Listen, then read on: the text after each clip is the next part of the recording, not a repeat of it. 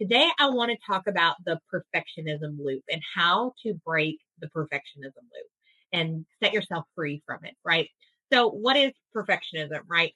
And why do we want to break free from the perfectionism loop? Okay, so perfectionism is, from my experience and based on the kind of people that I work with and my life and what I've experienced in perfectionism, is needing to always feel like it needs to be better, or I need to be doing more, or something I could be doing something better. I could do more of something. And things just not ever really feeling good enough, or like kind of like I'm always chasing the next best thing. And essentially, what I noticed before I healed this perfectionism pattern in this loop is what this perfectionism mindset, whether we realize we're in it or not, whether it's an intentional thing or it's just kind of happening, we're not even really understanding that we're doing it, right? We're not really understanding that we're chasing these things, is that perfectionism mindset or that loop that we can find ourselves in. What it leads to is it can create procrastination, meaning, what that can kind of look like is, well, I have to wait for the right moment to get started. So we just keep putting it off, or, oh, well, I'll wait till this and I'll start tomorrow, or I'll start next week, or I'll start on the first of the month, or whatever the case is. And so we might procrastinate it or push it off or delay our start time because it's not the right moment, or then it kind of leads into that self doubt or that anxiety, like, well, if I never start, I can't fail kind of thing. And I'm kind of afraid to fail. So it leads into those doubts and those insecurities, which brings on some anxiety. And of course, if we're struggling with this perfectionism mindset, then that anxiety of, oh, if I start and I fail, then we start to be hard on ourselves, and that negative self talk can kind of creep in. And then we start to also, all of this like confusion and this overwhelm and this emotional stimulation. One of the bigger problems that it's causing, at least that I realized whenever I healed from this, is it was causing so much trouble staying present in the moment. So what that meant was it was hard to try to meditate. So the simple fact of trying to be present was just hard, to try to sit down and relax and be still. It was like, oh, I'm wasting my time. I could be doing something else. I could be getting this done. I could be right. Like I could be doing better. This is a pointless. This is a waste of time. Like it's like our mind just never stops. It just keeps going and going and going. And so it's trouble staying present. So then that means when we're trying to do one task, we're thinking about the next tasks that need to be done. Or when we're trying to spend time with our kids, we're thinking about what needs to be done this evening or this afternoon. And again, so whether you are intentionally trying to relax and you're finding it hard because you're thinking about what you could be doing instead, or why relaxing is just wasting your time, or sitting back and trying to be mindful, it just feels really hard. It feels like a struggle because we should be doing something else, or this, we're not getting anything done, so we're not of value, right? At least that's kind of how it starts to feel when you start to become aware of it. I know it was for me, and I know that's a lot of what my clients will experience too. So that perfectionism loop kind of looks like not being able to stay present, always thinking about what can I be doing? Where should I be? Who should I be? How can I be better? How can I do more? And then we're not able to relax. And it's also creating this really big pressure to put on ourselves to look the best, to be the best, to feel the best, to be the best at everything we do, at our job, as a wife, as a mom.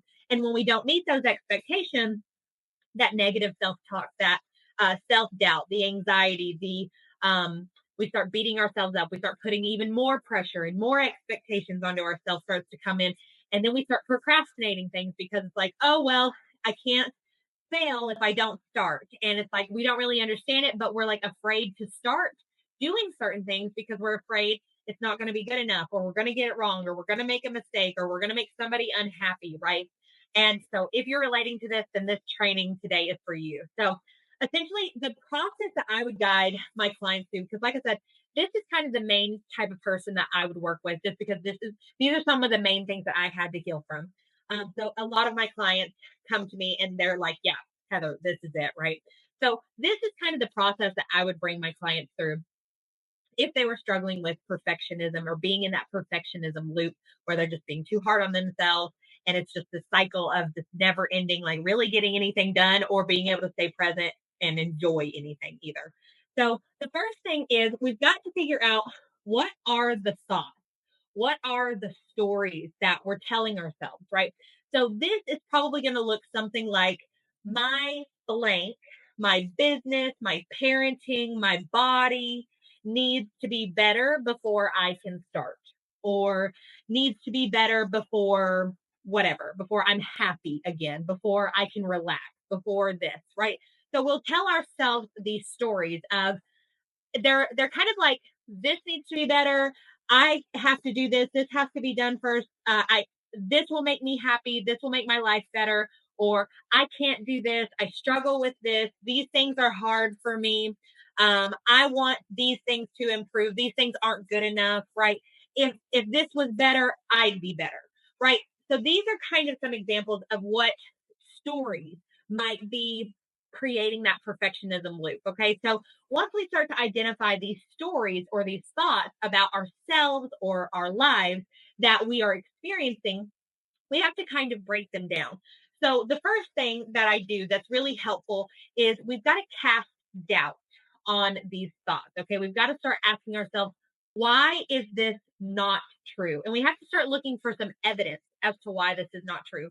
So, for example, I need to be a better communicator before I can start my business, right? So let's say we need to increase our confidence, or we need to increase our communication before we start our business, right? Like that's a story we're telling ourselves. We need to be better at something, or something needs to be in place before we can do this, right?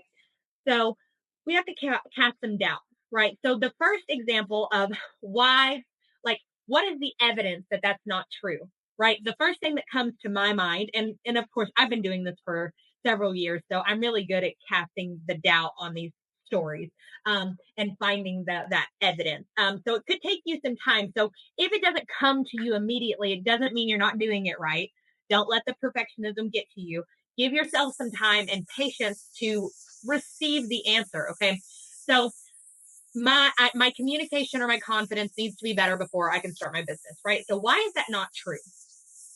Okay, so the first thing that comes to my mind, the evidence that comes to my mind is why that's not true is you will build your communication and your confidence simply by starting the business, right? So what if it's reversed? What if when I start my business, my communication and confidence will increase? What if it's the exact opposite? And we won't start that business because we're waiting for something that's going to come from doing the thing, right? So it's like, same with like weight loss or whatever. What if we won't know what's healthy for us and how we can reach our ideal body weight if until we do this or until we do that, right? But what if the simple act of trying different strategies and different things until you figure out what works for you and your body is the answer, is when you will lose weight. Like, oh, I'll lose weight when I can get myself to do a calorie deficit. What if a calorie deficit not for you? And what if you just have to do different things and be mindful or whatever to lose the weight, right? Sometimes it's opposite. Sometimes the story that we're telling ourselves, it's not true at all. And the thing that we think we need, could actually come just by simply starting the thing. So the first thing we need to do is kind of cast some doubt, look for some evidence why it's not true that we can't just get started. And that's going to kind of help push and motivate us. But it's not going to stop there. The next thing that's underneath those stories is typically fears and emotions that will get in the way next. Okay. So once we start to identify these stories and we start to uncover them and we start to dissect them and start to, create a new perspective for ourselves so that we can move forward, there's a little bit, usually it goes deeper. So the next thing that might come up is I'm afraid to fail, right? So it's like, okay, all right, well, the excuse of, oh, I need to communicate or I need to be more confident before I start this business is gone. Now we can't use this excuse anymore, right? So the next thing that's going to come up is, well, I'm afraid to fail, right? I'm afraid of it not working. I'm afraid of embarrassment. I'm afraid of whatever, right? The real fear will start to come up once we get past that story that we're telling ourselves. We'll start to really figure out what the fear is. And we'll also start to figure out, how does that fear make us feel? What is this creating? What kind of experience is this creating in our body? Might be anxiety, disappointment, frustration, stress, right? So now we're figuring out what kind of emotions our body is actually feeling every single time we are thinking about the thing we want the most, right? Because now we're starting to uncover it because we're always manifesting. And I say this all the time, we're always manifesting based on what we are experiencing. So if we've got all these stories and these fears and these excuses as to why we're not getting started to doing the thing that we want to do to begin with, this process is going to help you clear all of that because what's happening and you don't even probably realize what's happening every time you are going to work on this goal, you are feeling all of the crap, all of these fears, all of these emotions. Subconsciously, that's what you feel when you think about reaching that goal.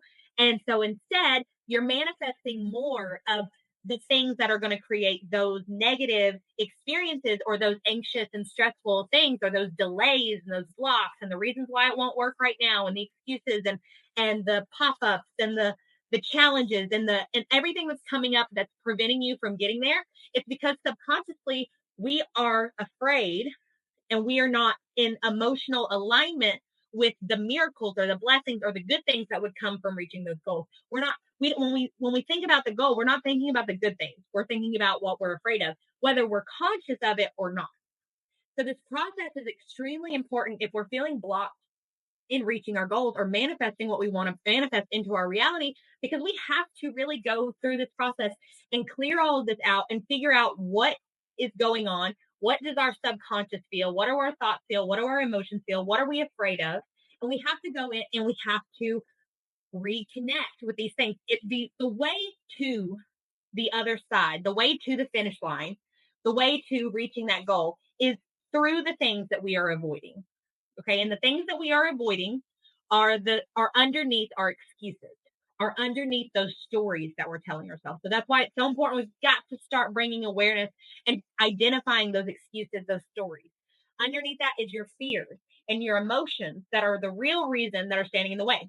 Once you identify your real fears, your root fears, and your root emotions that are standing in the way of you manifesting what you want to manifest, you have to go in and you have to reparent those fears. Okay. Think about a child auditioning for a play or whatever. They're going for something and they're scared, or they're going to do a trick for the first time, or they're in gymnastics and they want to do a backflip, whatever it is. Think about these things and they're scared.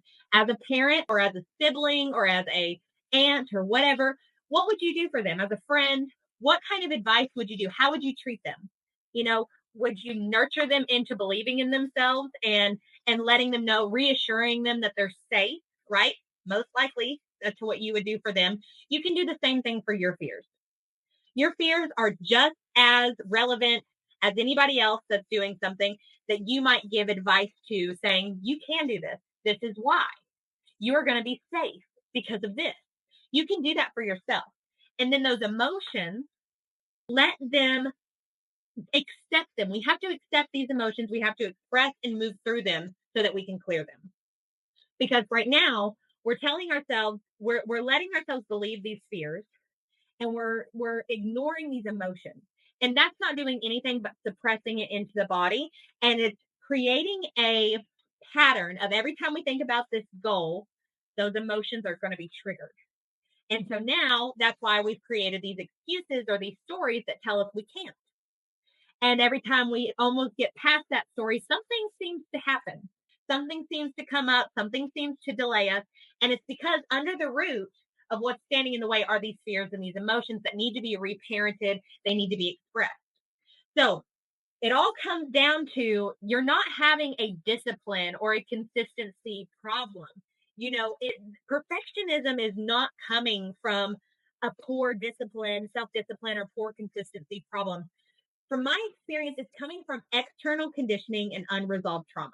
Okay. So unresolved trauma is just simply unresolved emotions. So if you have gone through anything that created emotional overwhelm or emotional confusion, and it was not properly dealt with, it was not accepted, talked through, felt through, expressed, and it was told to kind of get over it or sweep it under the rug or keep it moving, could be worse, keep going, you're fine, right? If all of those things, right, and those things came out of love, not like we sabotage ourselves or we've set ourselves up to fail and to not be able to manifest what we want to manifest. because we told ourselves to get over certain things. It's a survival technique. So we're not repressing emotions and suppressing emotions and causing emotional trauma for ourselves because we're doing it on purpose. We're doing it because we're trying to survive. But sometimes we're not taught to come back to these things to clear them from our body so that they don't hold us back later in a decision when we're trying to make decisions in a new relationship or for a career or whatever, right? But if we go through a bad breakup and we have to get over it, we have to push through, and we just keep saying that thing, time will heal. Sure, time will make us forget, and but it won't make our subconscious or our body forget. Our body will keep that score. Our body will hold on to it. So the next time we're in a position where we need to make this decision about a relationship, we could sabotage this relationship or our career because we're experiencing what we experienced with our boss that was abusive, or our ex that was abusive, or did this, or made this mistake, or upset us, or took advantage of us, right? So we never properly dealt with that. We just let time sweep it under the rug and let our conscious mind forget about it. So we never dealt with these things. And then the external conditioning is just what our parents tell us who we are, what we're capable of, what the world is made of, what society tells us who we are, what we're capable of, and what the world is made of. And it's these stories. It's like, oh yeah, like society and our parents, whether they mean well or not, whether it's a negative or a positive, they can create these stories that say, oh, just start tomorrow. Oh, you're not ready for this. Maybe when this happens, you'll be ready, right? So it could be this like motivation, like the attempt that the external conditioning has put on us is to try to motivate us and to be positive, but it's really just holding us back because it's making us believe that we have to wait for something to get started, right? I hope this is making sense so far. So we don't, if we're struggling and we're stuck in this perfectionism loop, it is not because we stuck at self-discipline or being consistent. I'm telling you, if you're resonating with anything, like with anything that I'm sharing today, then you are likely struggling with an identity entanglement challenge, which is made up of external conditioning, those stories that were pushed onto us about who we are, what we're capable of, and what the world is made of, and what's possible from our external influences, and then unresolved emotional trauma. Like I said, anytime there was emotional confusion or overwhelm or stimulation that was just not properly dealt with, and we kind of let time take care of it, it's stored here. It's not like it never happened. You might not remember everything that happened. And the beautiful thing about how I teach healing unresolved trauma is you don't have to remember it, right? We don't have to remember what's created so much stress and anxiety, frustration, and disappointment and these fears. We don't have to remember what caused it or who caused it. We just have to know that this is kind of coming up and this is here when we are going to work on manifesting our soulmate or manifesting our dream career or whatever, or working on our body, our health and stuff like that. When we go to work on these things, all we have to know is what coming up. All we have to do is do the work to identify those things. And then there's processes to reparent, to love, to nurture those things back into a place of alignment so that you can overcome it. So we're not having to dig up what your mom did and what your dad did. And not that those things don't come up, because if you remember them, you remember them. But if you don't remember them, we don't have to go through your whole timeline to figure out all the bad things that have ever happened to you. And I've done that. I've been there. I've tried that before. That didn't make anything better. It only made me relive everything. So I don't use those techniques. That's not my technique to heal unresolved trauma and external conditioning. We just work on your goals and we figure out what those stories are, what those excuses are, what those fears and emotions are, and we do the healing on those things that are coming up right now in the present moment. We don't have to figure out where it came from. If that comes up and you remember that, whatever. That's whatever. But we don't have to figure that out. That's not the focus. What happened in the past is not the focus. We're not going to heal from the past. We're going to heal how it's affecting our present.